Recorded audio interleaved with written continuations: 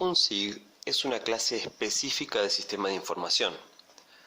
Los sistemas de información son sistemas para la entrada, almacenamiento, manipulación y salida de información, en este caso geográfica. En un sentido amplio, un SIG puede definirse como un sistema aplicado a una realidad, incluyendo el hardware, los datos, el software y a las personas necesarias para resolver un determinado problema. El propósito del sistema es conducir a una toma de decisiones eficaz, incorporando aspectos sociales, culturales, económicos y ambientales de la situación en cuestión. En un sentido más estricto, SIG es un sistema informático orientado a la gestión de datos espaciales. Permite a los usuarios crear consultas interactivas, analizar la información espacial, editar datos y mapas y presentar los resultados de todas estas operaciones. Sin embargo, en un sentido más amplio, como decíamos, un SIG consta de mucho más que un programa informático. De esta forma podemos identificar una serie de componentes que integran a un SIG. Bases de datos espaciales, en las que la realidad se codifica mediante modelos de datos específicos. Estas bases de datos van a constar de capas de datos que representan los objetos espaciales y de bases de datos temáticas con información referida a esos objetos espaciales y que se integran con las primeras. Métodos y técnicas propios de las tareas que debemos realizar al almacenar, manipular y representar información espacial. Los SIG son respaldados por un cuerpo de ideas generados por diferentes ciencias, como la matemática, la física, la ingeniería y la geomática. Todas estas ciencias, junto a otras, brindan conocimientos y metodologías que estimulan el desarrollo y avance de los SIG. Para la ejecución de estos métodos y técnicas, recurriremos a la tecnología, en este caso conformada por hardware y software. Los requerimientos de hardware usualmente no demandan más que una PC de escritorio, pero debemos tener en cuenta que algunas tareas demandan herramientas específicas o de capacidad de procesamiento que supera al de las PC de escritorio. Existen una serie de periféricos de entrada y de salida especialmente diseñados o particularmente necesarios para ciertas tareas vinculadas al procesamiento de información espacial, por ejemplo, las tabletas digitalizadoras o los plotters. Con respecto al software, necesitaremos programas que, a través de algoritmos específicos, puedan ejecutar los métodos y técnicas que mencionamos en el punto anterior. Programas que permitan almacenar datos considerando su atributo espacial, procesar y analizar estos datos considerando simultáneamente los atributos espacial y no espacial, y desplegar los resultados en formato cartográfico cuando sea necesario. Como dijimos antes, en sentido estricto, a este tipo de programas es a lo que nos referimos corrientemente al hablar de sistemas de información geográfica. Pero dado que los SIG tienen como propósito resolver problemas que se nos presentan a los humanos, estos también son una parte fundamental de un sistema de información geográfica englobados en las comunidades de usuarios. Se trata de grupos de individuos que pueden demandar información espacial o su procesamiento. Incluiremos a los administradores del sistema, encargados de resolver los requerimientos de los usuarios, bien utilizando las herramientas disponibles o bien produciendo nuevas herramientas, y a los beneficiarios de la información generada y difundida mediante el sistema de información geográfica. Finalmente consideraremos las redes, que cobran cada vez más importancia como un componente constitutivo de un sistema de información geográfica. Las redes son canales tanto de difusión de los resultados producidos por los SIG como para compartir sus funcionalidades, algo que en la actualidad es cada vez más habitual.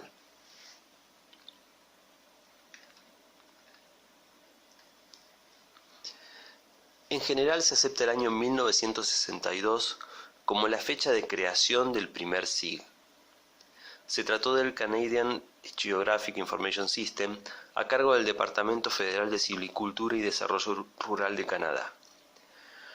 Desarrollado por el geógrafo inglés Roger Tomlinson, se utilizó para almacenar, analizar y manipular datos recogidos para el inventario de tierras de Canadá, Este inventario contaba con información cartográfica relativa a tipos y usos de suelo, agricultura, espacios de recreación, vida silvestre y silvicultura.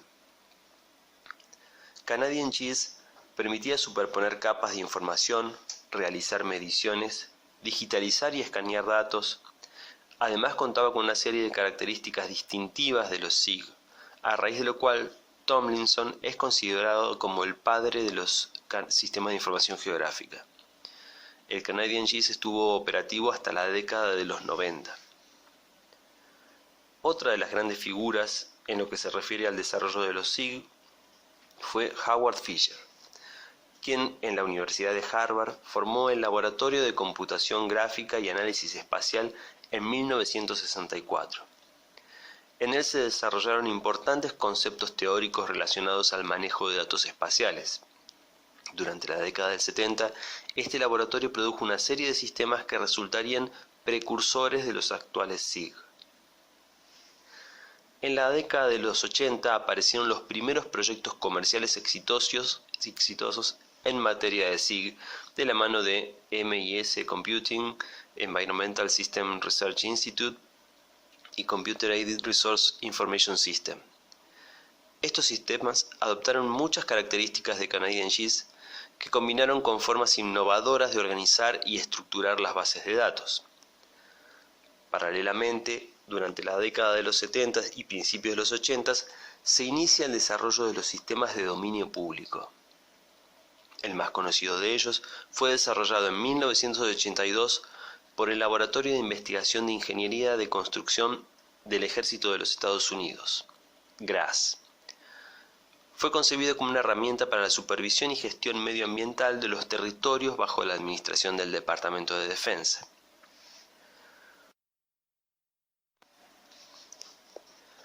Durante los 80 y 90 se incrementó el número de empresas que comercializaban o distribuían estos sistemas, sobre todo debido al auge de los ordenadores personales. En este periodo los SIG cobran un gran impulso. A finales del siglo XX y principios del siglo XXI comienzan a consolidarse diferentes sistemas de código libre. Estos se caracterizan por ser más flexibles en cuanto a sistemas operativos, por su mayor versatilidad en lo que hace a formatos digitales de información, pero sobre todo por admitir modificaciones de los usuarios, convirtiéndose en una herramienta que se adecúa a las necesidades de quien la utiliza. Recientemente la funcionalidad de los SIG se está trasladando a diversas plataformas online. En la actualidad una serie de sitios web permiten la visualización de información geográfica y algunas hasta permiten ciertos niveles de procesamiento. Un ejemplo muy conocido es Google Earth, pero también podemos mencionar Landviewer de la compañía Earth Observing System y a Worldview de la NASA, y son solo algunos ejemplos.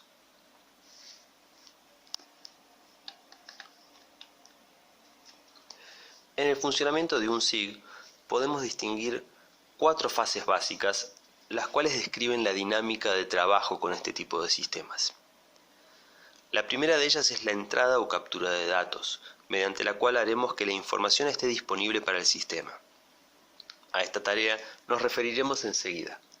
Lo que sí es importante tener en cuenta es que la entrada de datos puede insumir mucho tiempo, en ocasiones puede ser la fase que más de esfuerzo demande. La segunda fase corresponde al almacenamiento, manipulación y administración de los datos de forma que estén disponibles en un formato adecuado y accesible para los diferentes componentes del SIG que lo requieran. La siguiente fase corresponde al procesamiento y análisis. En esta fase los usuarios obtienen información de interés a partir de los datos almacenados e incluso pueden generar nuevos datos espaciales aprovechando los diferentes algoritmos que componen el SIG.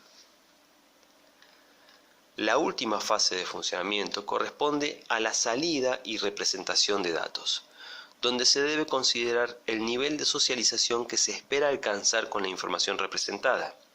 Se deben respetar los estándares existentes en cuanto a presentación de cartografía, analizar a través de qué medios se llevará a cabo la difusión de la información y qué clase de usuarios serán los destinatarios.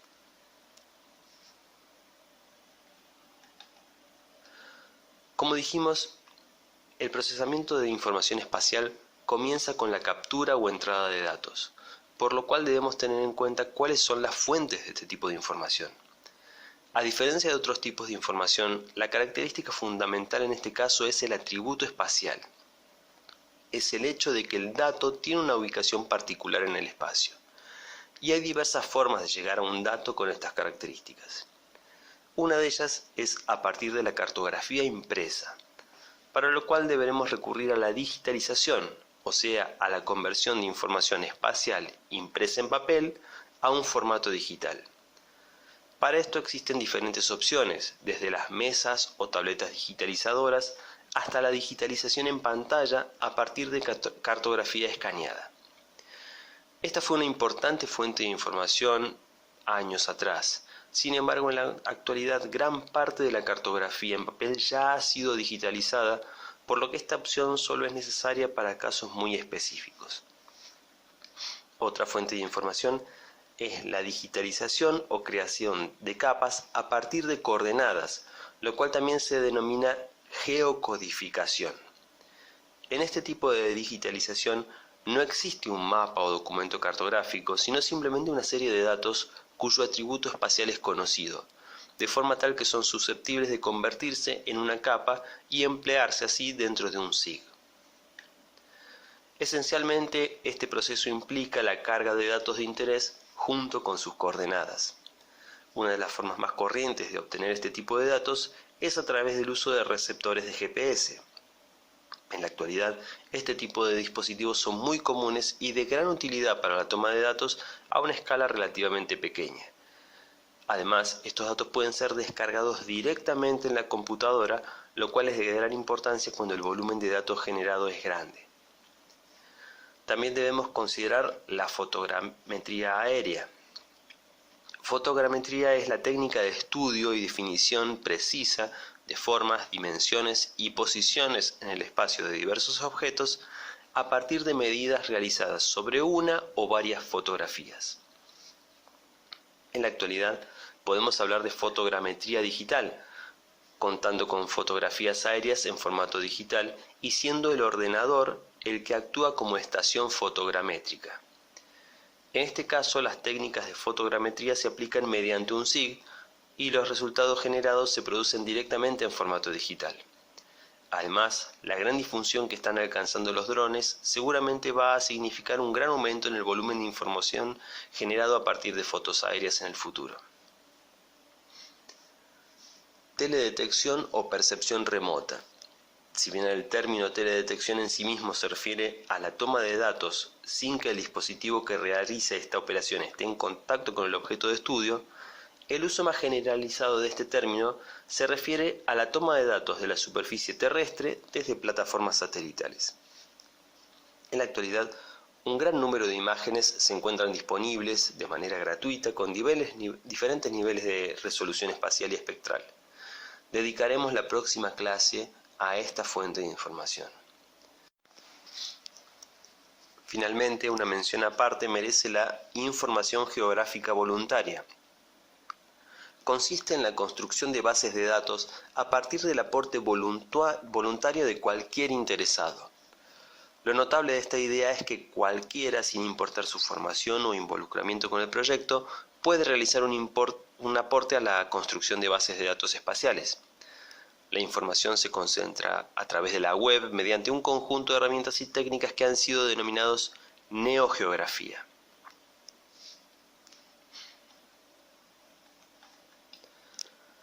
Una cuestión fundamental en el manejo de información espacial es la estructura mediante la cual se almacenan los datos. Los sistemas reconocen con diferentes extensiones dos formatos de archivo, raster y vectores. Un detalle muy importante a considerar en la elección de uno u otro formato es la característica de los datos, discretos o continuos.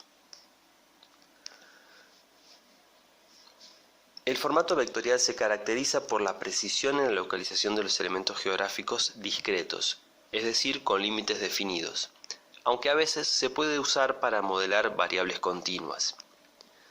Además, permite vincular los objetos espaciales a bases de datos temáticas que describen sus atributos y son usualmente llamadas tablas de atributos. Hay tres tipos de geometrías posibles: puntos, líneas y polígonos. En un vector de puntos, cada elemento está caracterizado por sus coordenadas y un valor identificador. Se trata de archivos muy livianos, aun aunque contengan un gran volumen de puntos.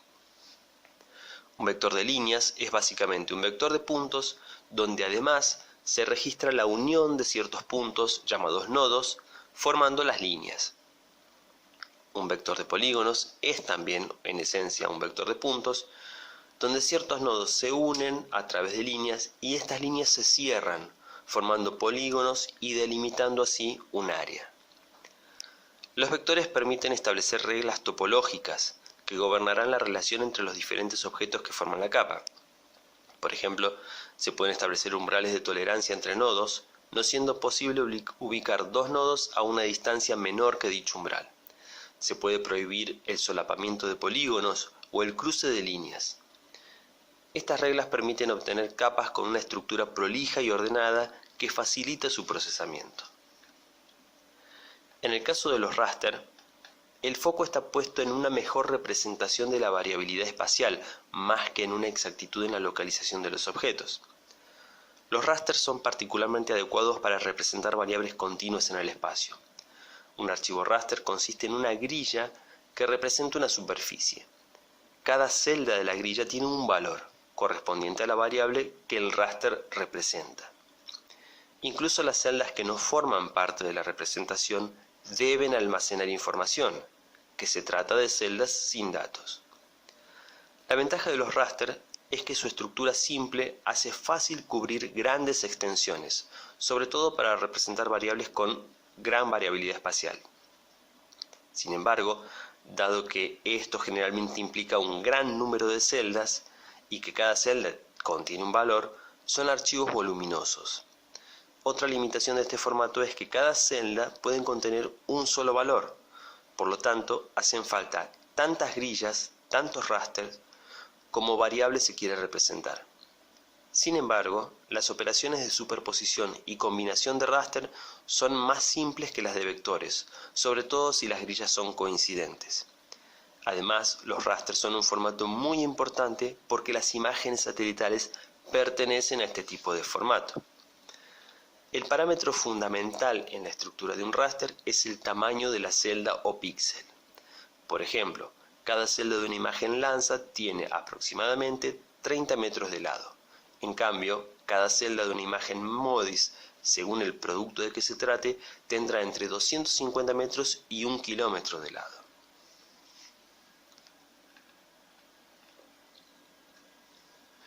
Una vez introducidos los datos en el SIG, existe un número de tareas o funciones que podemos desarrollar, que podemos agrupar en las categorías que describiremos a continuación. En primera instancia, el almacenamiento.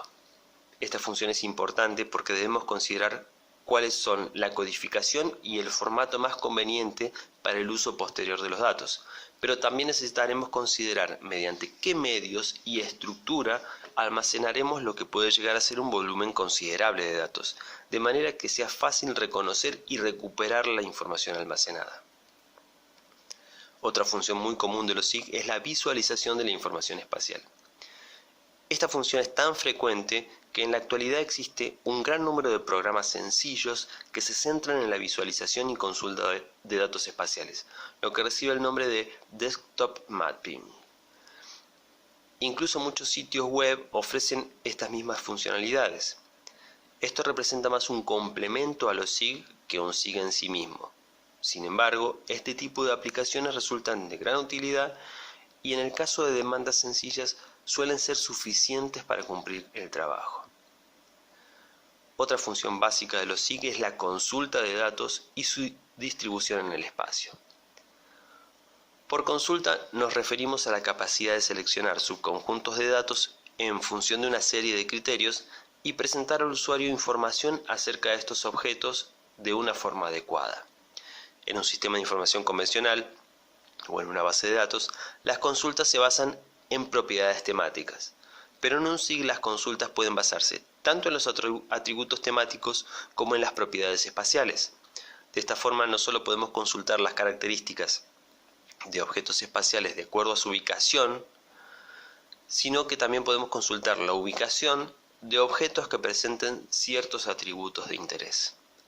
Como mencionamos en el punto anterior, algunos programas y sitios web, sin ser SIG en sí mismos, alcanzan a cumplir esta función también.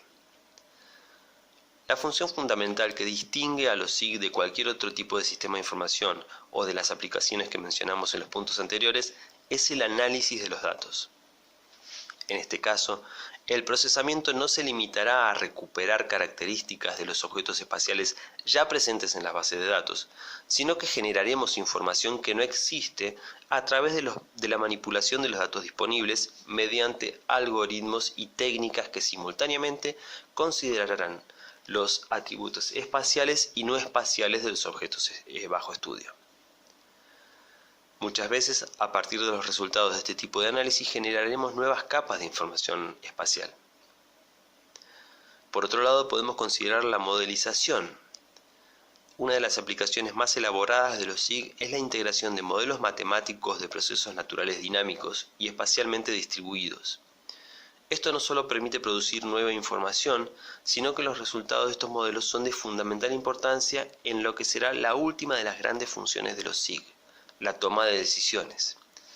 Como mencionamos al principio, en un sentido amplio, un SIG no es solo un programa de computación, sino toda una infraestructura para la recolección y el procesamiento de información espacial por parte de usuarios, que como fin último los asistirá en la toma de decisiones relevantes.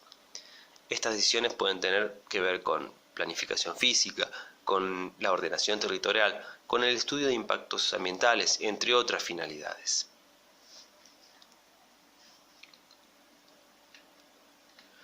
Gracias a la gran difusión que han cobrado en la actualidad, existe un gran número de campos de aplicación para los sistemas de información geográfica.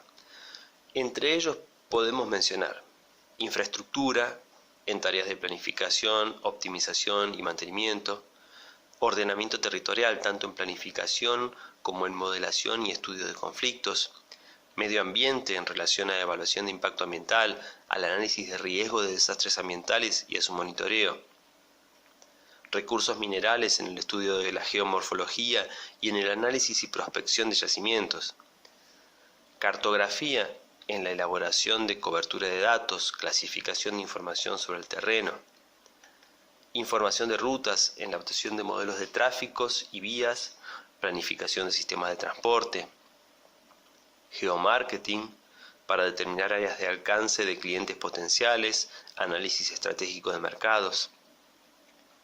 Y también podemos considerar numerosas aplicaciones científicas, particularmente en el campo de las ciencias ambientales y de la tierra. Y a continuación una breve lista de los principales SIG con los que podemos toparnos en nuestra labor. Todos ellos tienen una larga historia y existe abundante material acerca de cada uno. 3 son programas comerciales de código cerrado. En la actualidad los programas de código abierto, que en esta diapositiva están designados con un asterisco, tienen mayor difusión e incluso se pueden instalar de manera combinada, como ya veremos con QGIS, que permite su instalación junto con GRASS y con Saga, entre otros sistemas de información geográfica. Todos estos programas son de mucha utilidad y seguramente quien se dedique al trabajo con información geográfica en algún momento se topará con alguno de ellos. Y con esto damos por concluido este módulo. Muchas gracias.